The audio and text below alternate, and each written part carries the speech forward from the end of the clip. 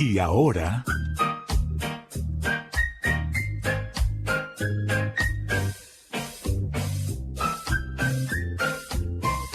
andás a ver a dónde nos vamos.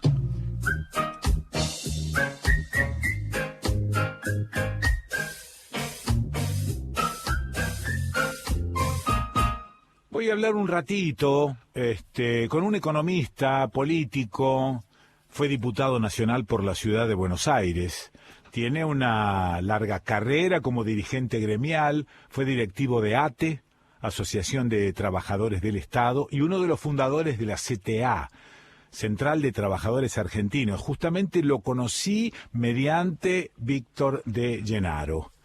En la actualidad, Claudio Lozano es director en el Banco de la Nación Argentina. Claudio, ¿estás por ahí?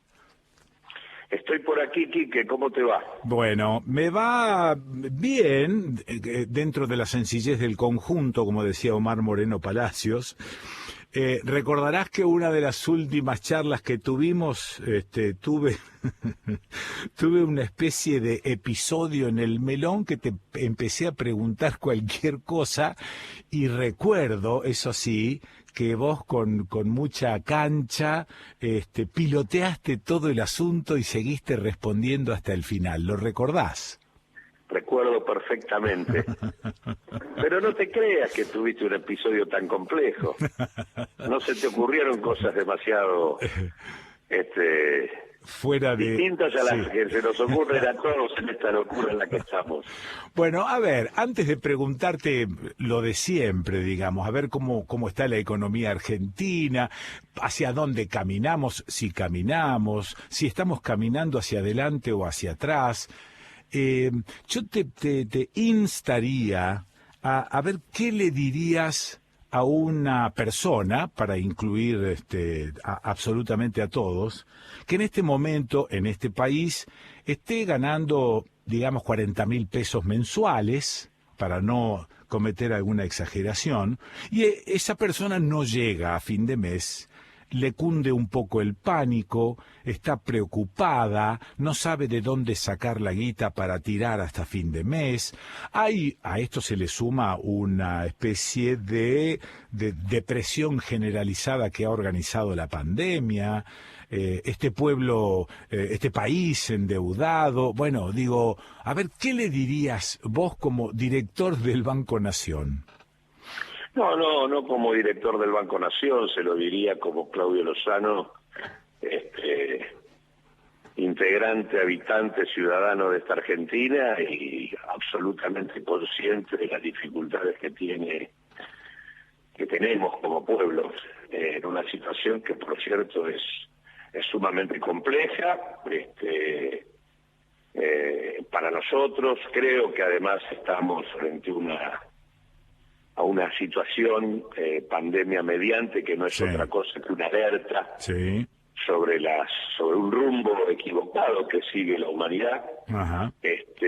Y creo que es bastante profunda la discusión, y lo que le diría es que no baje los brazos, que Argentina tiene todo para salir del pozo, que tenemos que hacer una revolución política en profundidad, y que esa revolución parte del involucramiento de nosotros en la decisión.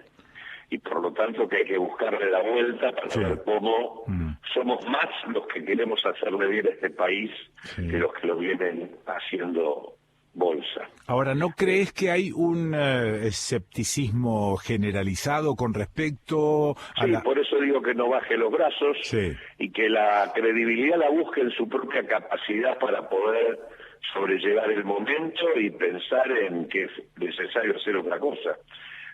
Yo creo que si le trasladamos si mantenemos una lógica de delegación donde la posibilidad de pensar en que esto tiene salida, tiene que ver con identificar a alguien que nos va a sacar a nosotros que somos las víctimas y no los sujetos en capacidad de tomar la tarea de llevar esto adelante. Yo creo que estamos mal parados. Creo que las víctimas nunca logran llevar adelante transformaciones importantes. Aquellos pueblos que pudieron hacerlo es porque asumieron en determinados momentos de su historia que estaban en capacidad de afrontar decisiones y de llevarlas adelante. Ahora ponete en el rol de integrante del banco, ¿no? Desde allí, ¿qué dirías? No, desde allí diría que casualmente en lo que a uno le toca se abrió un tiempo a partir del cambio de gobierno que nos ha permitido hacer algunas cosas importantes. Nosotros recibimos un banco destruido en lo que hace a su propio patrimonio. Prácticamente el banco que recibimos era la mitad del que había recibido Carlos Melconian, que fue el primer presidente del Banco Nación por parte de Mauricio Macri. Sí. La mitad del banco nos dejaron, Sí. Al mismo tiempo habiendo llevado adelante una racia importante de su estructura de personal, debilitando la planta para poder manejarla a su antojo. Rajaron pagando retiros millonarios, cerca de más de 7.000 millones de pesos, para rajar a niveles gerenciales. Rajaron aproximadamente 550 personas, involucrando en gastos millonarios al banco. Concentraron la oferta de crédito en un conjunto de muertos, como puede ser el negociado de Vicentín y algunos otros más, y al mismo tiempo se sumaron al banco en la trampa mortal de los créditos UBA, prometiéndole a la gente que con eso resolvían el problema de la vivienda y haciendo un verdadero desastre. Así que y a punto, además, retrasando al banco en términos tecnológicos respecto a lo que era el conjunto del sistema financiero. Sí. Desde que nosotros asumimos, hemos cambiado drásticamente la orientación del crédito, hemos abierto la puerta a un proceso de inclusión financiera, hemos conformado un consejo consultivo de la pequeña y mediana empresa. Hoy tenemos más de 400.000 millones de pesos en créditos otorgados en este año y medio de funcionamiento dominantemente hacia la pequeña y mediana empresa del país. Cambiamos claramente la concentración del crédito que recibimos y encaramos un proceso de normalización que implicó reformular la estructura porque la habían de la planta de personal porque la habían destruido. Sí. Pusimos en marcha el tema de la investigación sobre Vicentín, el sumario interno para castigar a los responsables y la puesta en marcha de una estrategia penal para involucrar al directorio anterior. Y estamos además en una estrategia de avance tecnológico para que el banco vuelva a tener una posición dentro del mercado importante. Hemos recuperado participación e incluso hemos terminado el año 2020 siendo la empresa con mayor y mejor nivel de utilidad de la Argentina. Esa fue la verdad que no hemos dado vuelta al banco en apenas un año y pico, y obviamente todavía falta mucho, pero queda claro que cuando hay voluntad política se pueden hacer cosas. Ahora, ¿cómo le decís todo esto y en qué le cambia todo esto que decís con mucha claridad y repasando exactamente hasta casi con números? ¿En qué le cambia la vida a esa persona de las 40 lucas con la que arranqué?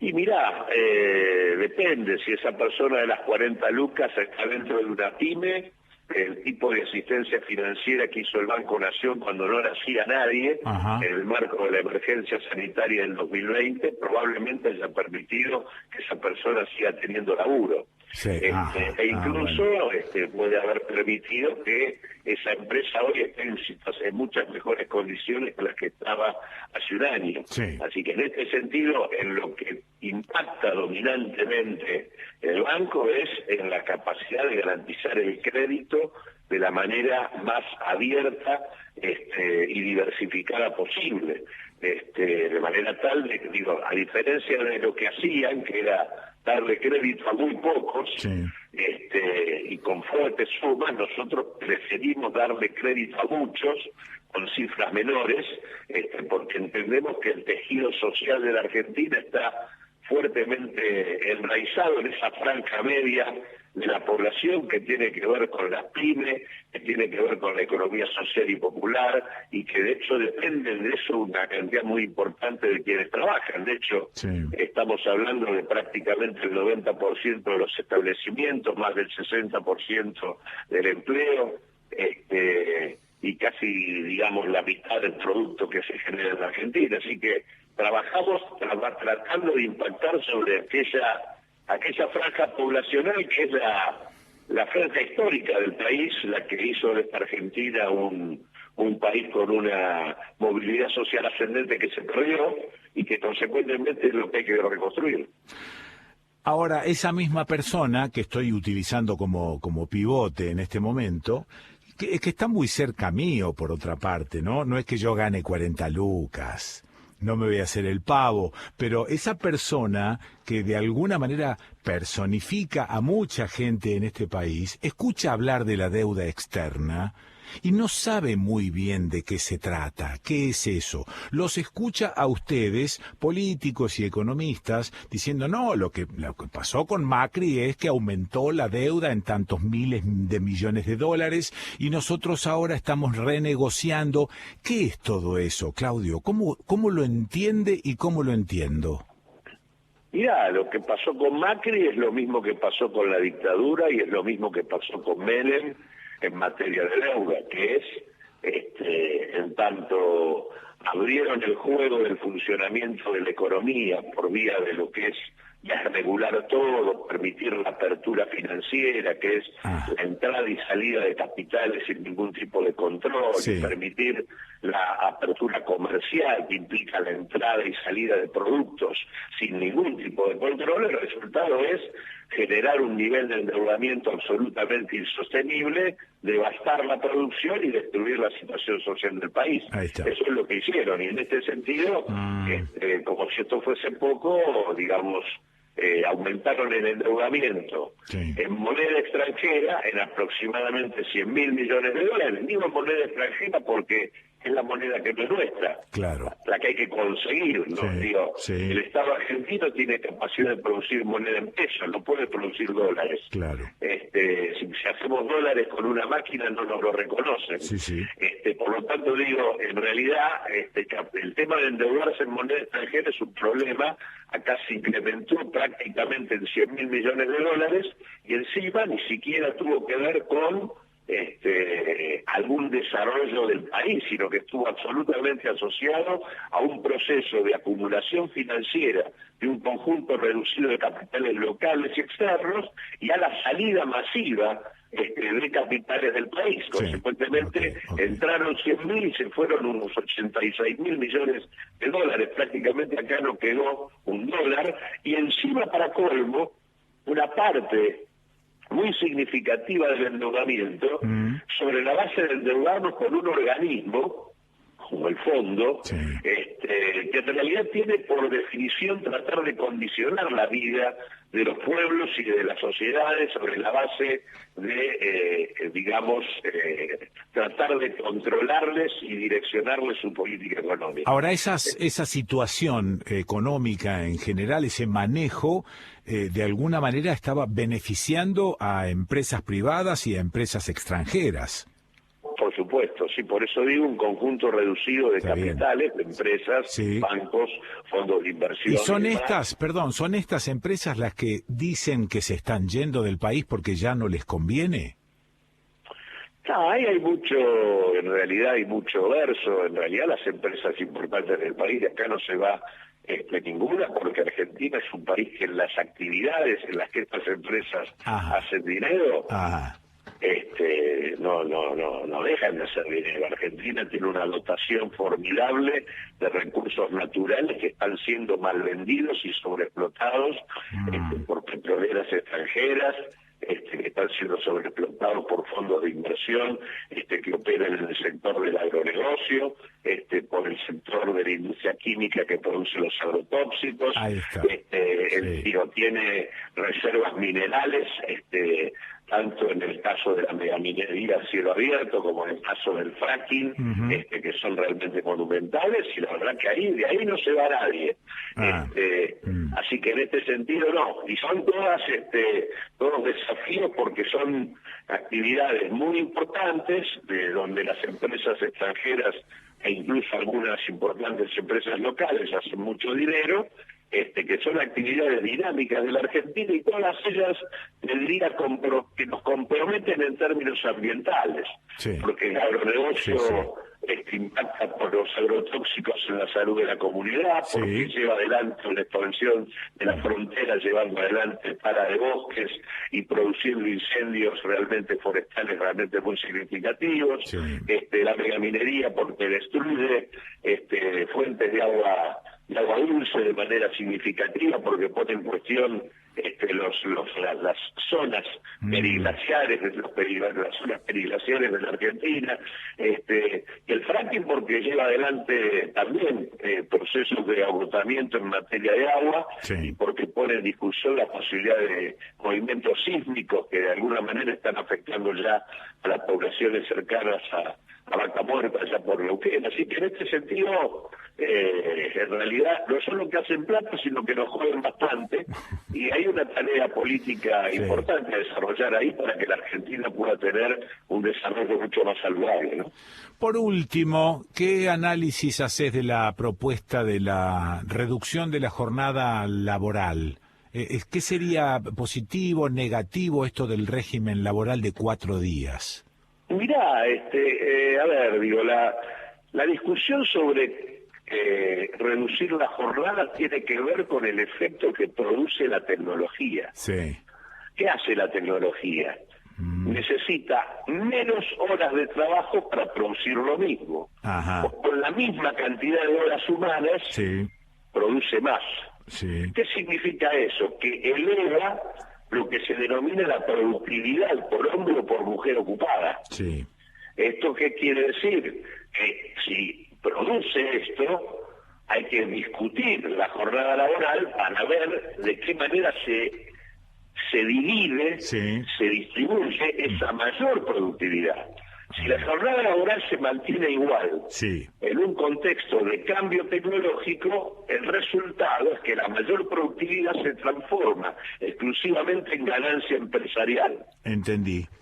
Por lo tanto, la discusión de la jornada laboral es acomodarla de manera tal de que el trabajador, al trabajar menos por el mismo salario, captura una parte de esa mayor productividad. ¿Y a quién no le conviene?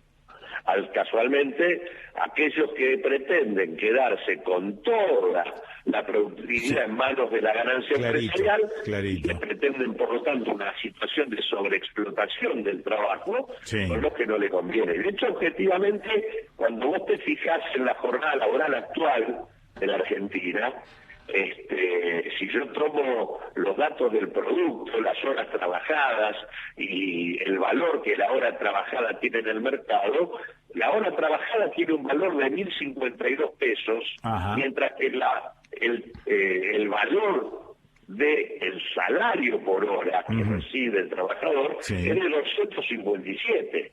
Es decir, hay más de 800 mangos de cada hora trabajada, que es excedente empresarial. En realidad, el trabajador genera su propio salario por 1 hora 45 de trabajo, y 6 horas 15 que son solo excedente bruto de los empresarios. Está claro. Entonces, claramente cuando dicen, miren, si acá se reduce la jornada, tiene que reducir el salario, bueno, en realidad lo que pasa es que se está tocando el excedente empresarial, que es realmente significativo. Por un agregado, Argentina no es, a diferencia de los grandes países desarrollados, donde se han producido cambios tecnológicos extendidos en su estructura productiva, Argentina no tiene la misma situación. El cambio tecnológico tiene más bien la forma de islote en determinados sectores y empresas, y consecuentemente, por lo tanto, la aplicación de la reducción de jornada en relación al cambio tecnológico hay que hacerlo en esos espacios.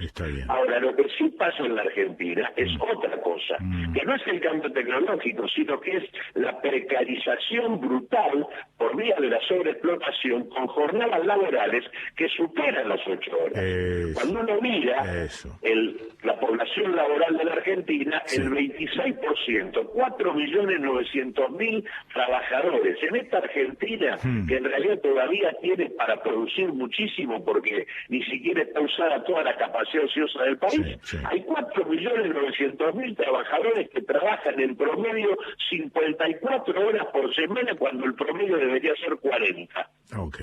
Esa realidad sí hay que discutirla, porque eso, sobre todo en el caso de los empleos de trabajadores en blanco, asalariados, ahí hay un problema de fiscalización y de inspección del Ministerio de Trabajo y de participación y discusión de los sindicatos en las condiciones de trabajo para que se cumpla la jornada, porque si se cumpliera la jornada laboral de 8 horas, en los 2 millones de trabajadores asalariados en blanco que hay hoy en la Argentina y que laburan 52 o 54 horas semanales, generaríamos por solamente distribuir esas horas unos 670.000 puestos de trabajo. Obviamente esto implica reducir más de un 30% el desempleo, sería un aporte realmente significativo. Ese punto sí es un punto que la Argentina tiene que discutir ya. ¿Y vos cuántas horas laburás por día? Bueno, dudaste. Una situación privilegiada. Primero porque hago aquello que quiero. Y segundo, porque tengo un compromiso con la tarea que hace que, bueno, en este momento que estamos hablando, debe hacerse aproximadamente 12 horas que estamos trabajando. Te mando un abrazo, Claudio, y te agradezco este ratito y este esclarecimiento con cierta sencillez, porque en general hay mucha complicación en la explicación y en la exposición de estos temas. En general hay mucho alambicamiento. Así que te agradezco este camino más o menos recto. No, el agradecido soy yo. Gracias por convocarme y como siempre a disposición. Abrazo grande. Abrazo. Lo escuchaste a Claudio Lozano. Creo que fue bastante claro en todo. ¿Por qué? Por esto mismo que acabo de decirte, porque es liso y porque es llano. Y aparte porque le tengo mucha confianza. Y aparte porque también a Víctor de Llenaro, yo lo conocí a Claudio a través de Víctor, le tengo mucha confianza. Ahí pongo algunos porotos. Bueno, no sé si les importa, pero yo pongo unos porotos.